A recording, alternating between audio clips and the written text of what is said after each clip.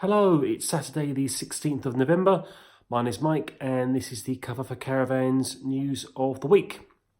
Start off with congratulations to Caravanians. They've just passed 500 followers on Twitter.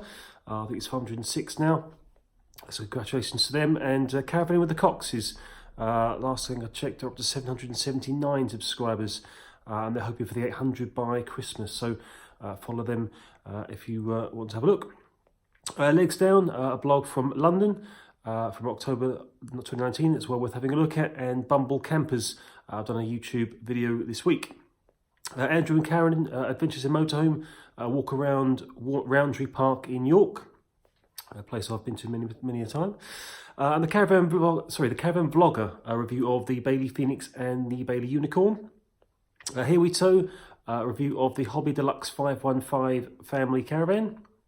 And Timbox Traveller, the Caravan Essentials, little checklist for you there. Today is also Have a Party with Your Bear Day.